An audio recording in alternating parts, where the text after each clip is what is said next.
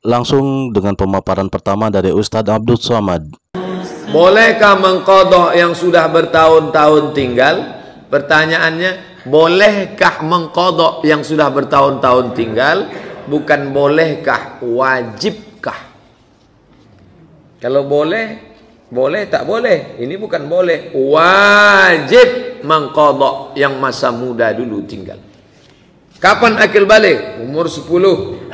Kapan mulai sholat? Umur 20. Berapa tahun tak sholat? 10. Qadha, ganti. Bagaimana caranya? Habis zuhur nanti qadha. Usolli fardhu zuhri 4 raka'atin qadha'an. Habis asar usolli fardhu asri 4 raka'atin qadha'an. Habis maghrib usolli fardhu maghribi 3 raka'atin qadha'an. Berapa lama? Selama sholat itu tinggal 10 tahun, ganti 2016, lunas 2026. Begitu dalam kitab Al-Fiqhul Islami wa Adillatuh. Saya tak percaya Ustadz Somad. Carikan Ustadz lain. Ketik di Google Sarwat Qadha. Sarwat Qadha. Ustadz Sarwat LC, alumni Lipia Jakarta, menulis tentang sholat qadha lengkap. Sarwat Qadha. Saya tak percaya alumni Mesir, itu alumni Libya, murid dari doktor-doktor dari Saudi Arabia, tentang solat qadha. Wajib diqadha. Solat menurut 4 mazhab Hanafi, Maliki, Syafi'i, Hambali. Saya menyampaikan solat qadha ini sudah lama. Pertama kali pulang saya sampaikan di Masjid Akramun Nas. Difitnah orang saya. Dia ngomong di radio, kata dia Somad itu sesat, menyampaikan hadis palsu. Datang jamaah ngasih rekamannya ke saya, MP3. Coba Ustaz dengar baik-baik. Somad itu sesat. Menyampaikan, saya tak mau berkelahi. Saya tulis makalah lebih kurang 50 halaman. Saya beri ke Dr. Saidul Amin, pimpinan Muhammadiyah. Ustaz, nih kasih ke orang, namanya tak boleh sebut, menjaga kode etik jurnalistik. Kasih kesimpulan. Ini rekaman MP3 dia, sudah mengatakan saya sesat. Kalau saya jahat, saya pekarakan dia. Bisa dia ini. Saya poldakan bisa dia ini. Tapi saya tak mau, ini cerita Ustadz sama Ustadz. Saya mau dudukkan sama dia. Nih, sudah saya kasih setahun yang lalu. Sampai sekarang tak ada jawaban. La salam wala kalam. Saya lengkap dalil-dalilnya. Menurut 4 mazhab, Hanafi, Maliki, Syafi'i, Hambali, tentang qadha. Wajib diganti yang qadha lewat. Tapi bagi yang muda-muda, anak muda, jangan gara-gara qadha ini makanya Ustaz tak mau membahas qadha. Jangan gara-gara qadha ini dienteng-enteng salat. Main futsal dari jam 3 sore sampai jam 8 malam. Kok kenapa tak salat? Alah, rapel aja nanti. Oh, tak bisa. Man taraka sholata muta'ammidan, siapa yang meninggalkan salat secara sengaja, faqad kafara jihara, kafirlah dia secara nyata. Tapi yang sudah lewat tinggal lama-lama itu wajib diqadha. La kafarata laha illa dzalik. Tidak ada yang bisa menebusnya kecuali salat itu sendiri. Yang kedua dari Ustadz Adi Hidayat. Apakah salat-salat fardu yang belum dikerjakan saat masa-masa dahulu harus ditebus seperti halnya puasa Ramadan? Tapi para ulama berbeda pendapat dalam persoalan ini. Yang pertama, Imam Syafi'i berpendapat bahwa karena salat itu ibadah inti yang tidak boleh ditinggalkan dan kemudian melekat kefarduannya bagi setiap muslim, maka setiap orang yang pernah melewatkan salat dalam hidupnya dalam keadaan dia beriman, ingat, dalam keadaan dia beriman, bukan dalam keadaan sebelum beriman. Ada non muslim misalnya nggak pernah salat, bersyahadat masuk Islam, nah itu tidak perlu dia memikirkan salat-salat yang dulu yang dia tidak kerjakan dalam keadaan tidak ada imannya. Dengan dia bersyahadat, gugur semua dosanya dan bertobat dalam keadaan yang baik. Karena itu mohon maaf ya, saya agak sedikit lompat sedikit saja. Kalau ada orang mau masuk Islam, itu jangan dibimbing dengan kalimat yang banyak-banyak, apalagi diminta istighfar. Istighfar dulu, Bapak itu salah ya dulu, kenapa baru masuk Islamnya sekarang? Istighfar yang dimohonkan oleh orang yang belum beriman nggak akan diterima oleh Allah. Ya jangankan orang nggak beriman, orang beriman pun memohonkan istighfar untuk yang tidak beriman nggak akan diterima, kecuali dia beriman dulu. Dicepat kalau ada yang mau masuk Islam, langsung bimbing Bismillah, ucapan syahadat seketika. Dengan kalimat syahadat yang diucapkan, dengan taubat yang dia lakukan, gugur semua dosa-dosanya, dibuka lembaran baru. Tapi kalau ada orang sudah beriman, dia sengaja meninggalkan sholat, dia berdosa di situ. Begitu dia sadar, dia bertobat, kata Imam Syafi'i, sedapat mungkin dalam setiap sholat fardunya, selesai sholat fardu yang wajib bagi dia saat itu, dia tunaikan lagi sholat-sholat yang pernah dia kemudian kerjakan dan tinggalkan dulu, dengan niat sholat pengganti yang dulu bisa bersanding dengan sholat-sholat sebelum atau setelah sholat fardunya, sepanjang di situ ada syariat sholat sunnah. Misal qobliyah zuhur ada, ba'diyah zuhur ada. Jadi Anda bisa kerjakan, bisa setelah sholat zuhur kan ada ba'diyah 2 rakaat, Anda bisa tunaikan ba'diyah 2 rakaat, atau Anda bisa ganti itu untuk menunaikan sholat yang dulu pernah ditinggalkan. Jadi setelah ba'diyah 2 rakaat, sholat lagi 4 rakaat mengganti zuhur yang dulu. Ya. Kemudian asar misalnya kan setelah adzan berkumandang kan tiba asar ya. Baik, ada qobliyah asar? Ada sholat mutlak sampai 4 rakaat. Nah, Anda bisa ganti itu dengan menunaikan niat sholat asar yang dulu pernah ditinggalkan. Begitu imam sudah mulai bangkit untuk menunaikan sholat fardunya, Anda tunaikan dengan asar yang sekarang Anda kerjakan. Tapi pada asarnya nggak ada. Jadi jangan Anda menunaikan sholat-sholat pengganti di waktu-waktu yang dilarang. Ya, misal habis sholat subuh, Anda sholat lagi, gitu kan? Habis sholat asar, Anda sholat lagi. Selain bisa keliru, juga bisa menimbulkan fitnah bagi sekitaran setempat yang melihat. Itu siapa sih? Iya ya, kayaknya aliran baru ya. Iya, terlalu soleh ya. Tapi aja nggak begitu, tuh jadi perbincangan. Jelas ya? Itu pendapat Imam Syafi'i. Imam Abu Hanifah dan sebagian yang lain berpendapat tidak pernah dia mengganti. Karena dengan tobatnya, dan kalau serius tobat dia lakukan, seperti petunjuk di Quran surah keempat ayat 17 sampai dengan ayat 18, maka gugur semua kesalahan yang telah dia perbuat. Dia hanya perlu untuk meningkatkan amal soleh yang bisa dia kerjakan. Misal sholat fardu tingkatkan, kemudian dengan menambah sholat sunnahnya. Nggak pernah tahajud, ganti dengan tahajudnya. Tingkatkan bacaan Al-Qurannya, perbanyak sedekahnya. Itu bisa menutup yang dulu-dulu yang pernah dikerjakan. Dua-duanya ini ijtihad dari para ulama, karena dalilnya tidak langsung tegas menyampaikan, itu sangat terbuka. Karena itu ada dua pilihan terbuka bagi Anda. Sekalipun saya pribadi memilih menguatkan pendapat yang kedua. Jelas di sini? Yang ketiga Ustadz Mujiman dari Muhammadiyah. Baik, kita baca fatwa tarjih. Kita baca satu saja atau dua nih? Ya, kita baca. Ini saya ambil dari jilid 1 ya, karena nanti ada jilid 2, jilid 3, jilid 4, 5, 6, 7, 8, 9. Pertanyaannya adalah, setelah sadar, jadi dulu belum sadar. Jadi kalau ada seseorang Islam tetapi tidak melakukan sholat, kemudian sadar dan bertobat, wajibkah ia melunasi, mengqadha sholat yang selama ini ditinggalkan? Kalau wajib, mohon sebutkan Al-Quran dan Sunnah yang menjadi landasannya. Baik, ini pertanyaan ditujukan kepada majelis tarjih, dan buku ini diterbitkan oleh tim majelis tarjih dan tajdid pimpinan pusat Muhammadiyah, Suara Muhammadiyah. Apa jawabannya? Orang yang beragama Islam tetapi tidak melakukan sholat, padahal tahu bahwa sholat merupakan kewajiban agamanya, maka orang itu termasuk orang yang berdosa karena melanggar kewajiban. Jadi tarjih menyebutkan termasuk melanggar kewajibannya, termasuk orang yang berdosa. Kalau kemudian sadar dan kemudian orang itu bertobat, maka kalau tobatnya diterima, diampuni dosanya, sebagaimana sabda Nabi Shallallahu Alaihi Wasallam dalam hadis yang sahih dari sahabat Ibnu Mas'ud yang diriwayatkan oleh Imam Ibnu Majah.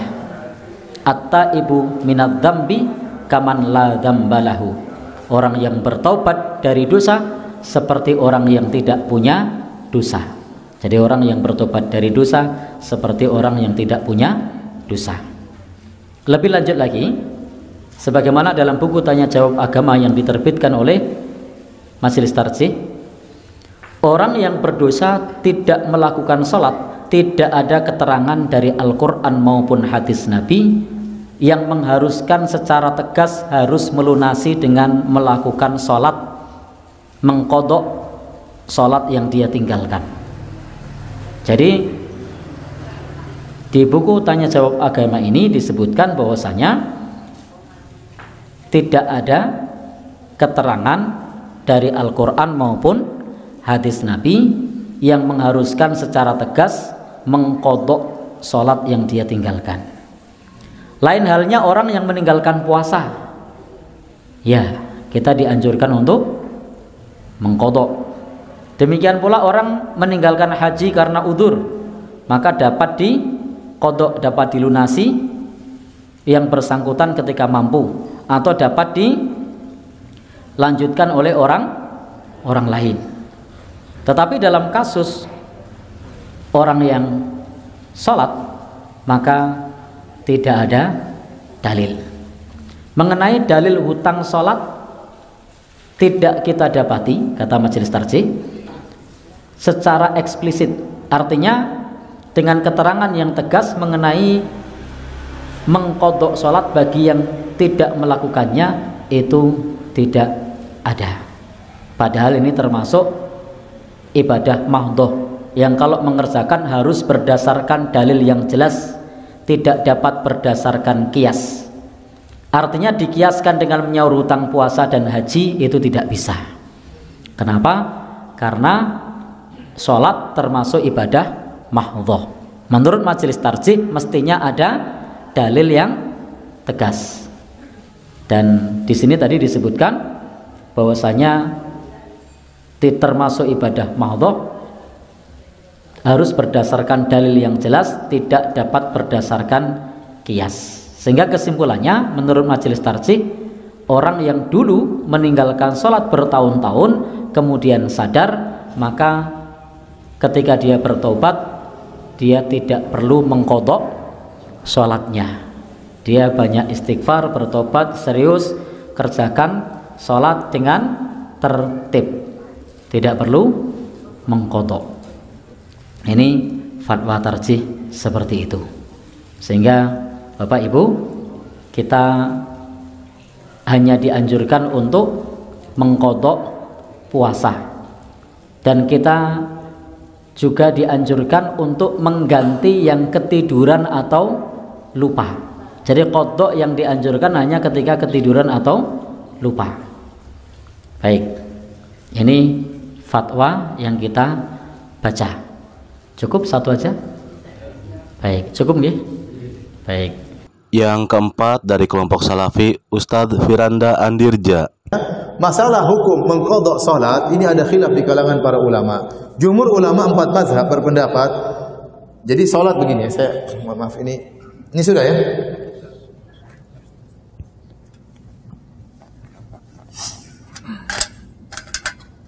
Jadi salat yang ditinggalkan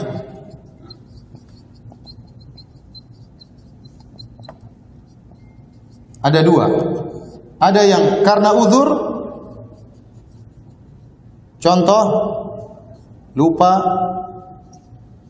ketiduran, bukan tidur sengaja ya.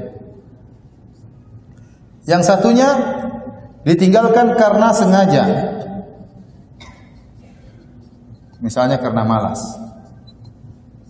Maka kalau sholat ditinggalkan karena lupa atau ketiduran karena uzur, karena tadi misalnya lupa mandi junub, ya, maka ini sepakat ulama wajib diqadha. Kata Nabi SAW, man nama an sholatin aw nasiyaha falyusalliha idza dzakaraha. Barang siapa yang lupa sholatnya atau dia ketiduran, maka hendaknya dia sholat tatkala dia ingat. Kenapa? Karena dia meninggalkan sholat karena uzur, maka wajib untuk diqadha. Nah, permasalahan kedua, ini pertama, ini kedua ya. Permasalahan kedua, orang yang meninggalkan sholat karena sengaja, karena malas, maka ini ada khilaf di kalangan para ulama. Ini ada khilaf ya. Jumhur ulama berpendapat ya, harus diqadha. Sebagian ulama mengatakan tidak harus diqadha. Ya, bahkan tidak bisa diqadha.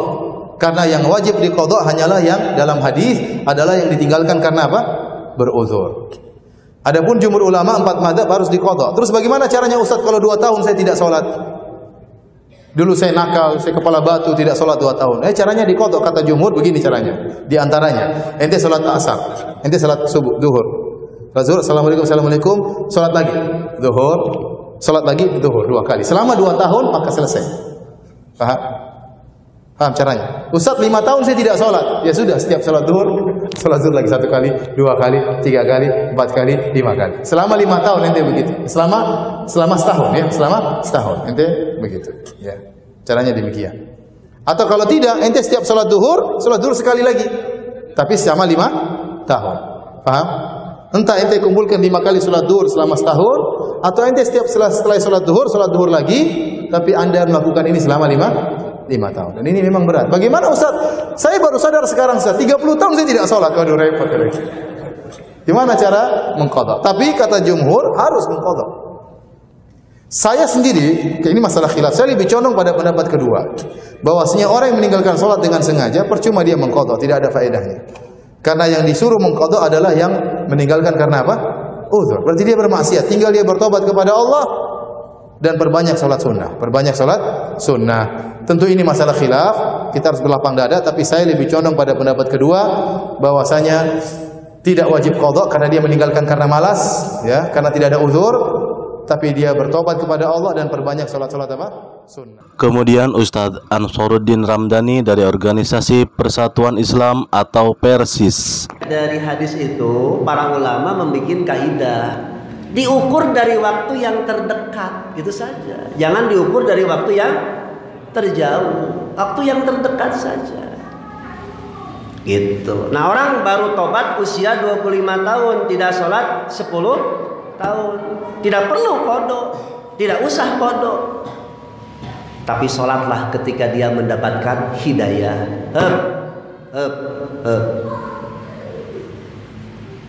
Bagaimana dosa-dosa yang sebelumnya? Tobat. 1, menyesal, mengakui, tidak mengulangi, memperbanyak sholat sunnah, tahajud, qobliyah, ba'diyah, rawatib, duha, itu perbanyak sebagai bentuk islah, perbaikan diri. Dan yang terakhir dari Organisasi Majelis Tafsir Al-Quran, Dr. Andes Ahmad Sukina. Mohon penjelasannya. Saya pernah melihat tayangan TV yang mana ada tausiah yang disampaikan oleh Ustazah, di mana ada yang bertanya tentang masalah sholat qadha.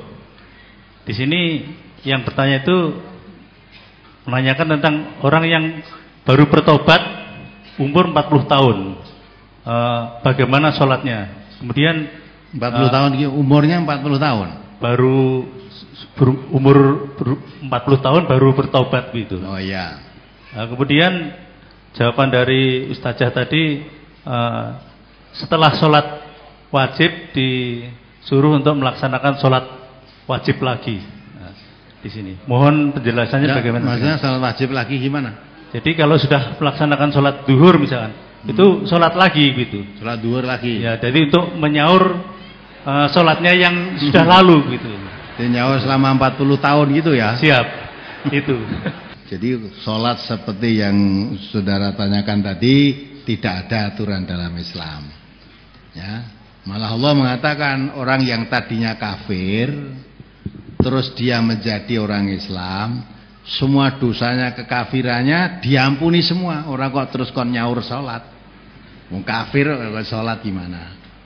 Dia umur 40 tahun baru dia tobat dari kekafirannya, jadi orang Islam. Semua dosanya ketika kafir itu semua diampuni oleh Allah. Orang gandeng kowe lah di Islam saiki ya salate loro-loro. Itu dari mana itu?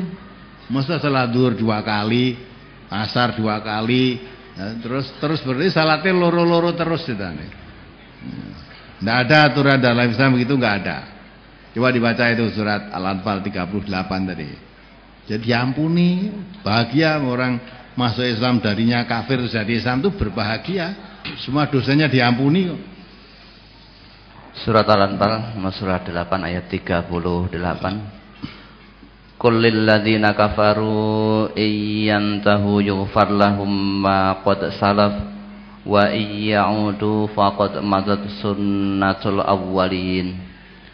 Katakanlah kepada orang-orang yang kafir itu, jika mereka berhenti dari kekafirannya, niscaya Allah akan mengampuni mereka tentang dosa-dosa mereka yang sudah lalu. Dan jika mereka kembali lagi, sesungguhnya akan berlaku kepada mereka sunnah Allah terhadap orang-orang dahulu. Ya kan? Jadi kalau dia kafir terus tobat jadi orang Islam, semua dosanya diampuni. Kalau sudah jadi Islam kafir lagi, nah itu rusak semua amalnya. Jadi kafir lagi, ya sudah sunatullah berlaku, jadi orang kafir.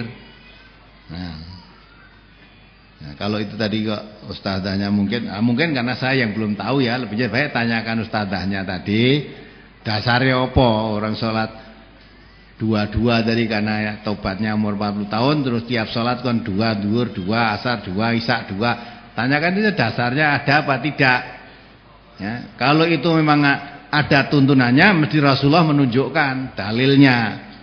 Kalau tidak ada, nah ya jangan dilakukan. Kalau sepanjang saya ngaji sampai hari ini belum mengetahui sholat dua-dua itu. Wong orang jelas orang sholat, ya dah?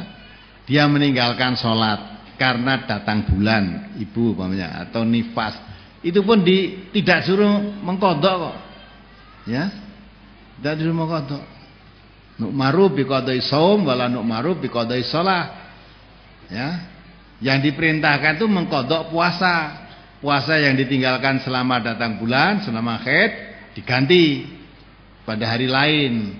Tapi sholat yang selama ditinggalkan tidak usah diganti. Padahal itu jelas orang Islam meninggalkan sholat karena haid. Ora kon kodok malah wong kafir. Taubat kon ngodok itu gimana? Maka harus ada dalilnya.